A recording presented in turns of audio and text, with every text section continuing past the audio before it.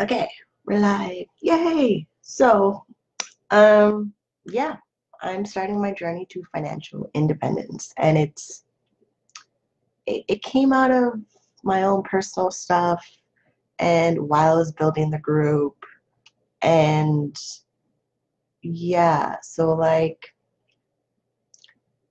and then like things in the cam model community, a lot of cam models don't have savings, which makes no sense.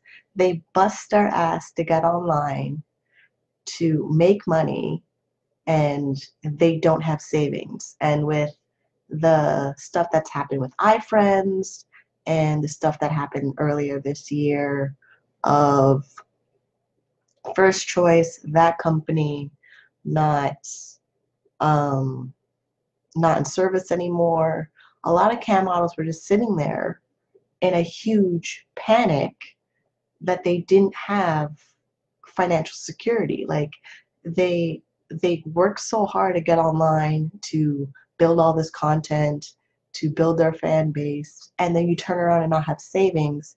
It's really, really dumb. It's really, really, really, really dumb. I don't understand how people do that. And it could be, I know it's a combination of the industry we're in, people look down at us, so we internalize our messages and we self-sabotage our own behavior and our own life. But with me, I'm not doing that. I have a very short window of making money from webcam, and I want to make sure that there's something in my retirement account. And I really don't know what that number is going to be at the end of it, but what I've been doing is every pay that I get, no matter the amount, I've been putting 15% into my retirement account. Sometimes it feels like, oh my God, what am I doing? And there's times where um, I feel like I should just focus on paying this bill.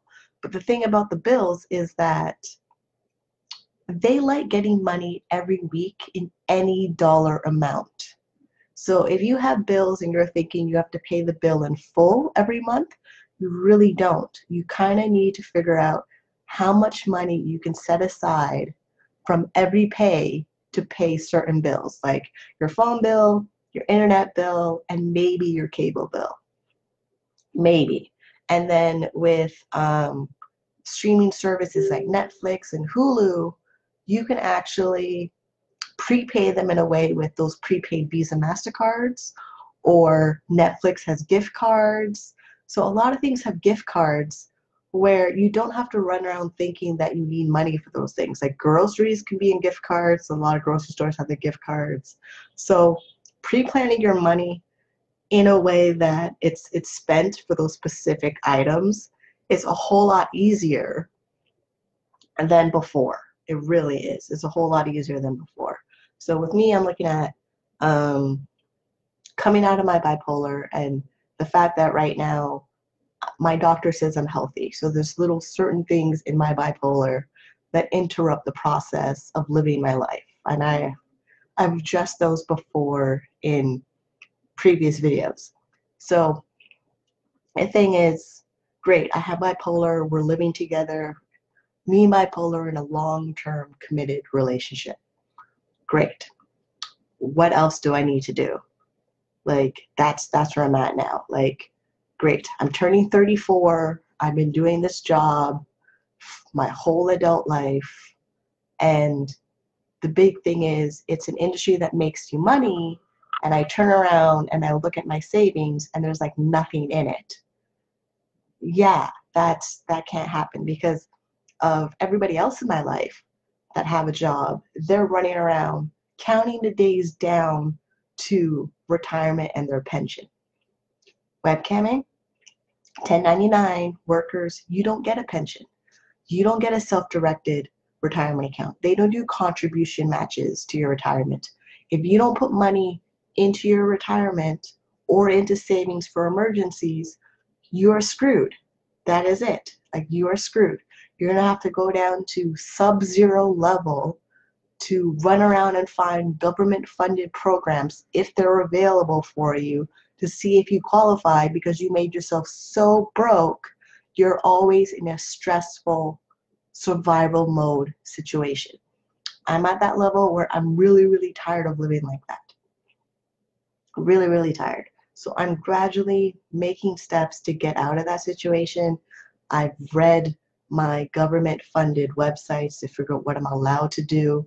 And I also have support, and I know when I'm ready to reach out to that support, because I haven't really seen the support system in like a year that should be ready to help me, because I've grown up. I've literally grown up. Like, I may be 33 on paper, but there was times I was still acting like I was a kid, where I thought everything else would be handled by somebody else. No, you got to do it. It's you. If you want anything out of life and you're over the age of 18, you're going to have to figure out on your own. There's so many things out there that you can do to make money, generate money. Like the money making, make money quickly opportunities that are out there. There's so many of them. There's like so many of them. Pick one. Pick one, be responsible for what you're doing, own what you're doing, and every dollar that comes to you, save some of it. Like, you don't have to like, that's the biggest thing of my money mistakes and money beliefs that I've broken down, where I don't have to spend every single penny that comes my way. It's my brain at first was like, what do you mean? But now it's not that bad. It's really not that bad now. Like, now I'm trying to figure out how to put money aside to get my hair done. Now I'm trying to figure out how to put money aside so that I can buy, random stuff I do at the dollar store. So like, all those little things that I would want, there's a way of buying them. Like my coffee, not coffee, my hot chocolate. I don't do coffee. My hot chocolate has a points program. So every time right now when I buy the hot chocolate, which I don't really buy my hot chocolate as much as certain coffee drinkers do. I think I buy my hot chocolate every 2 months or something. And it really depends on when I go to therapy, when I'm done therapy, meeting the hot chocolate, because the hot chocolate is a comfort thing. So sometimes I walk out of therapy and I'm emotionally twisted around and I need my hot chocolate to bounce me up. That's why they have the hot chocolate. And no way I'm going to stop my hot chocolate out of my budget because of we need to save every penny. There's things I know I need to do. I broke down my budget where I live off of $186 a day. That's with no savings. Like, nothing going to savings. It's $186 a day. That's how I live. And then if I want savings, I'm going to have to increase my income to roughly about $268 a day, or $300. So $300, I'm making six figures, but there is a healthy amount of money going into savings for different things that I'm doing. Where my living lifestyle part of my budget, it's like $12.50 for the month, which some people probably think it's high, but not everything in those categories are spent every single month. There's certain things where I need to put money aside that when I'm ready to spend in that category, there is money to spend in that category. So there's things like that in the budget I've been doing aware. I wasn't aware of. I was just aimlessly thinking that it will get taken care of, not realizing for it to get taken care of, I have to do it. Like, things like that were just not my brain was not processing. So now I'm trying to program my brain to wake up at 7 o'clock in the morning, which is really, really hard with my medication. So I'm thinking just change my bedtime to 8 o'clock in the morning. To wake up 8 o'clock in the morning so that I can get things done, that I can make money. So I almost set up in my schedule where if I wake up at 8 and I'm online roughly within the half an hour, which is not happening.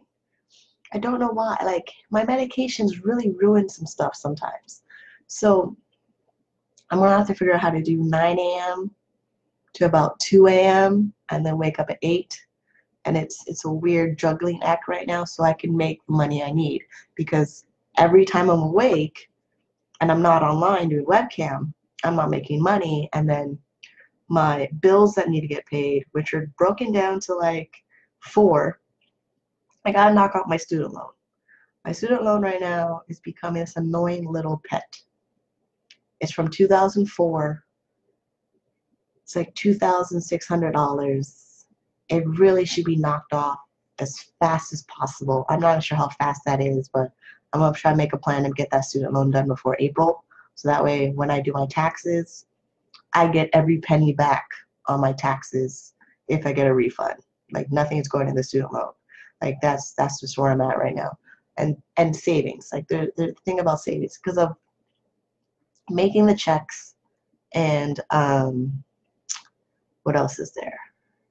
Yeah, so when I make the checks and they come into me, I have this conflict of, do I deposit them at my bank where they could hold them for like 30 days, which is ridiculous because the amount of time it takes me to make that money where they hold my money shouldn't be happening. But I went into the bank, I talked to them about it. They said it's on the discretion of the teller when I make the deposit, which is a pain in the ass. But because I have two banks, and I know for sure one bank because they are a online bank and anything that goes to the machine is on hold, and they see a US check they put on hold for like 3 weeks, which is nuts. While the other bank, that's a teller bank, they say it's on the discretion of the teller if they'll release the money. So I'm hoping if I can figure out how to put a certain amount of money in my savings account for the in-between waiting period of my checks, bills are always paid, but then that means I have to cash stuff at Money Mart, or I work the webcam sites that send me a wire transfer and not have to deal with the fee of the wire transfer. So it's not like getting money for me is easy, but when it's here, I need to hold on to it a little bit longer. Like that's just what's happening now. I need to hold on to it a little longer and make sure the money is going in the right places, and I'm working the amount of time I need to work so that a certain amount of money is coming in, like when I was 18. Like me working 18, the amount of money that was coming through my bank account from doing webcam shows was amazing. Oh my God, it was amazing. I need to get back to that level. I just do. I just need to get back to that level of the money coming in to a certain level where I won't miss having my money on hold because there's enough money coming in that will pay a bill or go shopping or movie night or something. Like, because this is the life. This is it. This is the life. You make money, it comes in, and you spend the money in the places that need to be spent, and you hold on to money in places where money needs to be held on to for a little longer. Because here's the thing, you will spend all your money over your lifetime.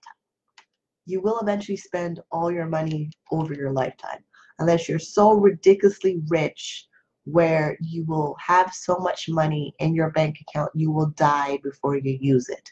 But even that will still get spent by bank fees and the way they organize your estate when you die. Your money will be spent regardless, whether you're living to spend it or you died and you can't spend it, or you've done the wonderful thing of organizing your assets where your leftover children or grandchildren or organizations you send your money to, they'll spend the money. Someone's going to spend the money. Like, that's just what I've noticed. Someone's going to spend the money and it's just going to get spent, because also banks like to recycle bank account numbers. So if your account's sitting at the bank for a long period of time, they'll take out fees, which means they spent your money, and then they close your account. Like, that's what I've noticed. So things like that. So right now, this whole entire group is just me being accountable of my financial business, which is taking care of me first. Like, I'm not going to have children. We shut down Baby Factory last year, and boyfriend likes the fun activities we're doing, so it's not like I gotta worry about a wedding or anything like that. But then I'm actually set up my savings account in a way where my large purchases could be a wedding. I don't know. It could. But the funny thing about having a future wedding savings account, even though there's not really a talk about marriage or a wedding, at least when that conversation comes up with whoever I'm with, I'm ready. Whatever that is, I'm ready. They're probably not going to be ready to spend that kind of money on a wedding, but at least I know that my money is spent in a certain way in savings where if a wedding comes up, I can do it. Why not? And I don't even know if I'm the marrying type. So like, but why not? I might as well have money set aside there for my future wedding if it comes up sometime in my lifetime. Because people are getting married pretty much at any age in their life. So things like that are happening. So what else do we got? Um, yeah, I mean, here's the thing. I webcam. Primarily, I webcam. Then life happened and other stuff happened where money's coming from other places. Great. I wake up every day to myself. So, and the neighbor over there got a treadmill. So now I'm hearing him on a treadmill every morning. So here's just, yeah, this is where the window of 7, 8, and 9 in the morning, I need to get up, do some dishes, brush my teeth, get online and do webcam. That's pretty much it. Like it's really not that, oh my God, serious. People think it's serious because it's webcamming. You potentially could be naked on the internet. But even that's not happening like as much as people think it does. Like it doesn't. Like I tend to do a very slow paced thing with my work and it works out for me. Only because of where I'm living and the fact that webcam sites pay in American dollars and I live in Canada and the currency in the market right now has $1 US to 130 Canadian. Yeah, I just happen to have this wonderful privilege and I like to maximize what I have so I'm not panhandling for money at groceries I see when I go grocery shopping. And I'm not like taking up space at the subway station begging for change. It is happening everywhere. The amount of people that are just sitting there hoping somebody will throw them change is getting ridiculous. And if you don't do what you need to do to be financially responsible for yourself, you can end up right there beside them. I don't want to. I really don't. So if it takes me managing my money and using the right financial products to get what I want so that my life is a little bit easier and more comfortable and relaxed and I can do whatever I want because I can do whatever I want, that's what's going to happen. So I'm pretty much done on this. If I keep talking, my throat will get dry and all that stuff and I have to drink water. But that's what I'm doing. 2019, this is what's happening. It's just starting. It's starting now. It's been starting now. It's just things I've been doing to make it happen, to get my brain to believe I can do it. It's happening because I've done the little exercises to get my brain to believe I can do it. I just need to keep doing it. So yeah, because that's just pretty much how it is. Like we need money in this lifetime. It's not going anywhere. There's so many products of money out there and people just make it difficult for themselves. When we grade 1, I think we learn our addition, subtraction, multiplication. That is it. You don't really need to know any, and maybe remembering how to calculate principal and interest. That's it. That's it. Like I remember when I had money sitting in a GIC account and I wanted to calculate how much interest I would get after it matured. I used that formula of calculating principal to interest that we learned in grade 10. That's it. It's not like I use a whole lot of math to calculate what I need to pay for on things that I use as financial services. It's really not that complicated. Because compound interest, I don't really do compound interest. There's a whole bunch of calculators out there on the internet to do compound interest.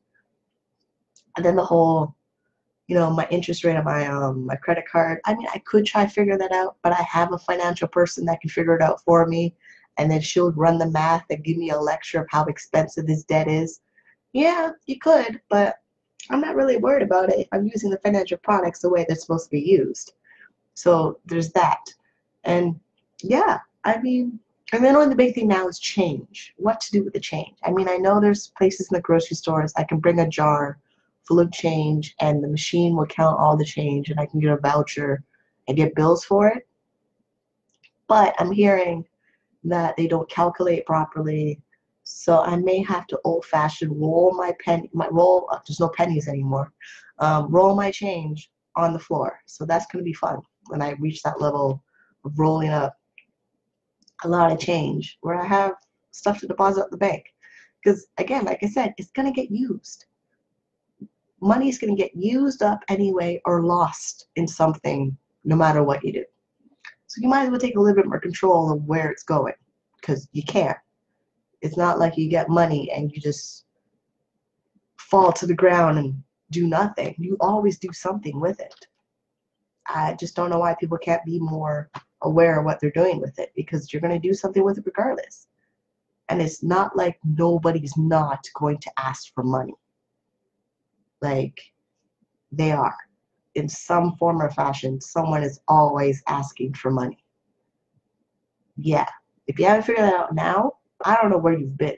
If you don't know that there's always something or someone asking for money.